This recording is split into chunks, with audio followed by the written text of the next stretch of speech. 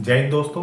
Indian premiere league अभी 28 तारीख से स्टार्ट होने वाला है, लेकिन उससे पहले बहुत सारी प्रॉब्लम्स हैं जो सारी टीमें फेस कर रही हैं। जैसे कि इंडियन प्रीमियर लीग कन्वर्ट हो चुका है इंजर्ड प्रीमियर लीग में। इतने सारे प्लेयर इंजर्ड पड़े हुए हैं जिनका कोई हिसाब नहीं, और मोस्टली अगर आप देखेंगे तो सारे फास्ट बॉलर हैं। किन किन टीमों को इससे प्रॉब्लम होने वाली है और कौन सी टीम सेफ है, जिनको ज़्यादा प्रॉब्लम नहीं है, उनके एक दो प्लेयर्स हैं तो चल जाता है उनके लिए, उस पर आएंगे। और उसके अलावा 26 तारीख से अभी पीएसएल भी स्टार्ट हो रहा है, सिर्फ 2 दिन दूर है, और उनके साथ भी बहुत सारी चीज़ें हो रखी हैं। क्या वो खेलेंगे भी, नहीं खेलेंगे, खेलेंगे किस तरीके से खेलेंगे, और क्या क्या फ़र्क पड़ा है पाकिस्तान पे, उस पर आएंगे। तो स्टार्ट करते हैं। चलो सबसे पहले जो टीम सेफ है, जिनको बहुत ज़्यादा फर्क नहीं पड़ा है इंजरी से, वो हैं आरसीबी, एमआई और सीएसके। क्योंकि बहुत ज़्यादा प्लेयर नहीं है इनके, एक एक प्लेयर्स हैं जो इंजर्ड हैं और उनके पास ऑप्शन है। एक दो प्लेयर्स से आपकी टीम पे इतना फर्क नहीं पड़ता जितना 3-4 मेन प्लेयर्स के जाने से पड़ जाता है, जो कि इस आईपीएल में फेस करने वाली है टीमें। कौन कौन सी वो टीमें होंगी उन पे भी आएंगे। सबसे पहले आरसीबी की तरफ से सिर्फ हैजलवुड है। हैजलवुड अभी स्टार्टिंग के कुछ मैचेस नहीं खेलेंगे, वो भी इंजरी की वजह से अभी घर पर है, अभी टीम को ज्वाइन नहीं किया है उन्होंने, लेकिन कुछ मैचेस के बाद वो टीम को ज्वाइन करते नजर आएंगे। तो वो इतना बड़ा एक प्रॉब्लम एरिया नहीं है, एक प्लेयर को और आप थोड़ा सा मैनेज कर सकते हैं। हालांकि हैजलवुड लास्ट सीजन जो जो मैचेस नहीं खेले थे वहां पर आरसीबी फंसा था, थोड़ा सा प्रॉब्लम तो है उनके साथ, लेकिन ठीक है, वो निकाल लेंगे। उसके अलावा एमआई की तरफ से अथर्वा अनकोलकर है, जो कि रूल्ड आउट हो चुके हैं, लेकिन उनके पास भी काफ़ी प्लेयर्स हैं और अच्छे अच्छे प्लेयर्स हैं, बॉलिंग अच्छी है, ऑलराउंडर है, और बैटिंग तो आपने देखी होगी, ज़बरदस्त है। तो एमआई भी मुझे ऑन पेपर बहुत ज़्यादा अच्छी लग रही है इस वक्त, और आरसीबी के साथ भी सेम चीज़ है। तीसरी टीम जो है वो है सीएसके की तरफ से सिर्फ नेथन एलिस है, जो कि अभी रूल्ड आउट हो चुके हैं, वो कोई भी आईपीएल का मैच नहीं खेलेंगे, लेकिन उनके साथ भी बहुत ज़्यादा प्रॉब्लम नहीं है, क्योंकि सिर्फ एक प्लेयर उनका बाहर है और बाकी सारी चीज़ें उनके साथ भी ठीक है। तो मुझे लगता है कि ये टॉप 3 टीमें हैं जिनको बहुत ज़्यादा फर्क नहीं पड़ा है, और ओवरऑल इनकी टीमें अच्छी हैं। उसके अलावा जो सबसे ज़्यादा फंसी है इस आईपीएल में, वो सेकंड नंबर पर अगर आप देखेंगे तो हैदराबाद, और पहले नंबर पर केकेआर के बारे में बाद में डिटेल में बात करेंगे, क्योंकि वो अपनी ही टीम है। राजा जी अपनी शक्तियों का पूरा इस्तेमाल कर रहे हो। और हैदराबाद से स्टार्ट करते हैं। हैदराबाद में पैट कमिंग अभी स्टार्टिंग के मैचेस नहीं खेले, हालांकि टीम को उन्होंने ज्वाइन कर लिया है, लेकिन स्टार्टिंग के मैचेस नहीं खेलेंगे जस्ट बिकॉज ऑफ इंजरी। अब पैट कमिंग के ना खेलने से क्या फर्क पड़ता है, पैट कमिंग पेस बॉलिंग को लीड करते हैं और टीम को भी लीड करते हैं, कैप्टन है, दोनों चीजें फंसती है, और ऑलराउंडर बहुत अच्छे हैं, बैटिंग भी जबरदस्त करते हैं। तो नंबर 8 पर आकर बैटिंग करना, वहां से मैचेस निकालना, रन अच्छे बनाए उन्होंने आईपीएल में, तो उनकी रिप्लेसमेंट इतना आसान नहीं होने वाला है उनके लिए। हालांकि कुछ स्टार्टिंग के मैच ही होंगे, लेकिन फिर भी।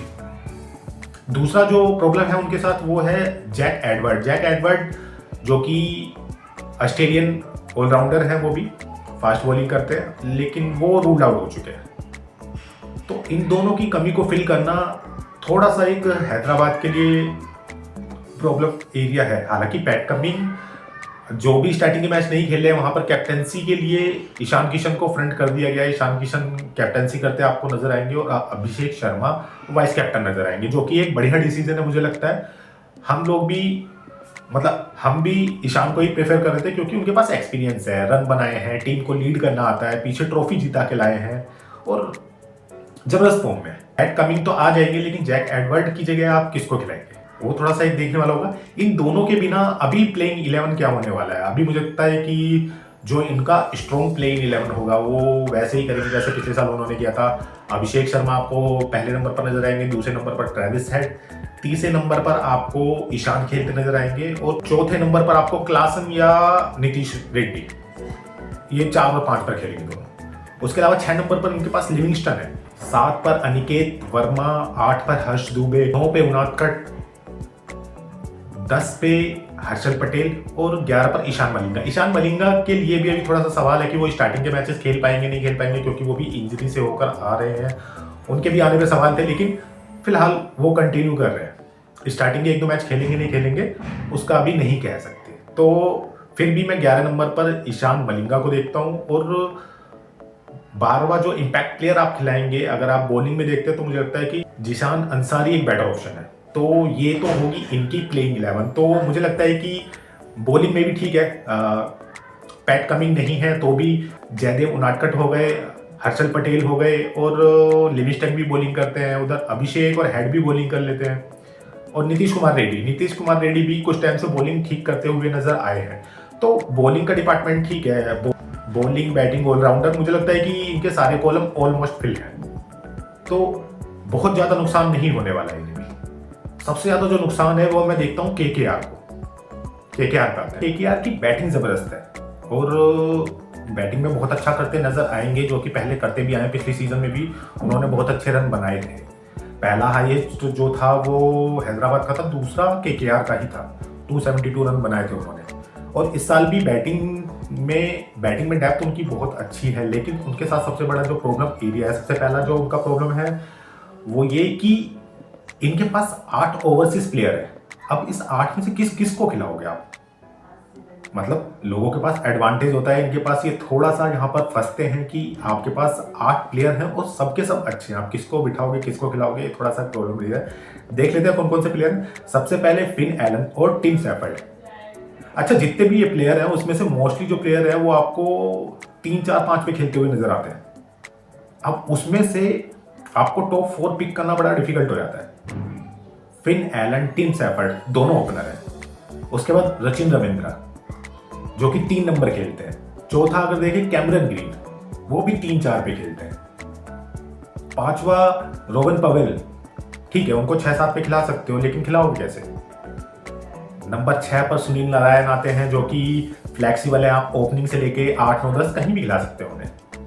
उसके बाद नंबर 7 पर मुजरबानी आते हैं और नंबर 8 पर पथिराना। ये दोनों बॉलर को अगर आप छोड़ दे, ऊपर के जो टॉप 6 हैं वो टॉप 3-4 में खेलना डिजर्व करते हैं। आप इस टीम का सेटअप कैसे बिठाओगे? क्योंकि आप खिला सिर्फ 4 ही प्लेयर को सकते हो, बॉलिंग भी आपके लिए बहुत जरूरी है। अभी जैसे कि स्टार्टिंग के मैचेस में पथिराना अवेलेबल नहीं होंगे और तो वहां पर मुजरबानी खेलेंगे। दूसरा जो इनका प्रॉब्लम है वो है इनके फास्ट बॉलर। इनके पास फास्ट बॉलर बचे ही नहीं है। मतलब इतना ऑप्शन होने के बाद आप बैटिंग में आप ये सोच रहे हैं कि किसको खिलाऊं किसको ना खिलाऊं, लेकिन बॉलिंग आपकी खत्म हो चुकी है। फास्ट बॉलिंग अगर आप देखें, सबसे पहले बांग्लादेश के रहमान को इन्होंने पिक किया था, उन्हें रिलीज करना पड़ा, ठीक है। उसके बाद दूसरा हर्षित राणा जो कि उनके मेन फास्ट बॉलर थे, वो रूल्ड आउट हो जाते हैं इंजरी की वजह से, पूरे आईपीएल से बाहर हैं। तीसरे आकाशदीप जो कि हर्षित राणा के बाद लगता था कि मतलब स्टार्टिंग के कुछ ओवर और डेप्थ में थोड़ी सी बॉलिंग कर लेते हैं, रन पड़ते हैं उन्हें, लेकिन ठीक है फिर भी वो, लेकिन आकाशदीप भी रूल्ड आउट हो चुके हैं इंजरी की वजह से। और चौथा पथिराना का भी अभी कंफर्म नहीं है किन मैचेस से वो खेलना स्टार्ट करेंगे।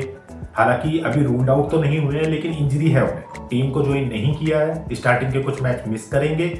लेकिन इन चारों के बिना आप क्या प्लेइंग 11 में खिलाओगे? आपके पास क्या बचता है? मतलब एक इफेक्टिव बॉलर को अगर मैं देखूं तो मुजरबानी के अलावा मुझे कोई इतना बहुत ज्यादा नजर नहीं आता है। और किस तरीके से आप जो ओवरसीज प्लेयर है उनको सेट करेंगे अपने टॉप 5-4 में? आपके पास बैटिंग डेप्थ इतनी है कि आप 250-280 रन बना सकते हैं। केकेआर की तरफ से 2 प्रैक्टिस मैच हुए हैं जिसमें उन्होंने इतने रन बनाए हैं। रघुवंशी ने उधर सेंचुरी भी मारी उसमें। लेकिन इतने रन बनाने के बाद क्या आप उन्हें डिफेंड कर पाएंगे? वो एक प्रॉब्लम एरिया है। तो इन सारे कॉम्बिनेशन के साथ इनकी प्लेइंग 11 क्या हो सकती है, क्या बेहतर कर सकते हैं उसमें? तो मुझे लगता है कि नंबर 1 पर फिन एलन को आप खिलाएंगे। ओपनिंग आपको फिन एलन और अजिंक्य रहाणे करते नजर आएंगे, क्योंकि अजिंक्य रहाणे को आप नंबर 2, नंबर 3 से नीचे नहीं खिला सकते हो। वो खेलेंगे तो वहीं खेलेंगे और टीम के कैप्टन है तो उनका खेलना। तो ओपनिंग जो आपको करते नजर आएंगे फिन एलन और अजिंक्य रहाणे, और तीसरे नंबर पर मैं देखता हूं या तो रघुवंशी नजर आएंगे आपको या कैमरन गिन को आपके 25 करोड़ में खरीदा है तो आप उन्हें बिठाने के बारे में सोच भी नहीं सकते हो। तो यहां पर आपको टिम सैफर्ड को और रचिन रविंद्र को बिठाना पड़ेगा। रचिन रविंद्र का वर्ल्ड कप जबरदस्त रहा है, इंडिया में ही खेले गए मैचेस सारे T20 मैचेस और सेमीफाइनल तक टीम को लेके गए, उसमें उनका बहुत बड़ा योगदान था। चाहे आप बैटिंग में देख ली, बैटिंग में नंबर 3 पर आकर तबाही मचा रहे थे, और बॉलिंग में भी विकेट निकाले उन्होंने। तो उन्हें बिठाना मजबूरी है क्योंकि आप कहीं सेट नहीं कर पा रहे उन्हें।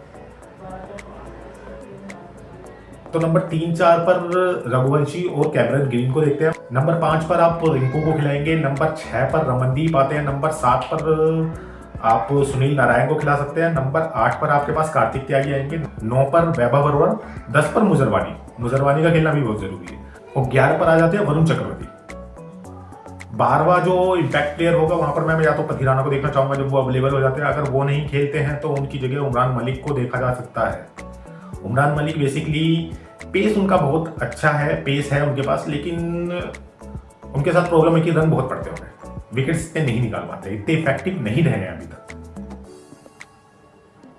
तो वो थोड़ा सा एक प्रॉब्लम एरिया रहेगा इनके साथ। और किस तरीके से उसको मैनेज करते हैं। तो 4 जो ओवरसीज खिलाड़ी होने वाले हैं मेरी नज़र में वो फिन एलन होंगे, कैमरन ग्रीन होंगे, सुनील नारायण होंगे। इन तीनों को आप कहीं भी मिस नहीं कर सकते। और चौथा मुजरबानी को आपने लिया है और उनका लेने का रीज़न भी ये कि आपके पास फास्ट बॉलिंग जो है वो धीरे धीरे कम हो गए हैं, तो मुजरबानी भी खेलते नजर आएंगे। इन चारों के अलावा मैं टीम में कहीं किसी को सेटल नहीं देख पाता, चाहे वो पवेल हो चाहे वो रचिन रविंद्र हो। डिजर्विंग है, खेलना बनता है, लेकिन खिलाएंगे कहाँ।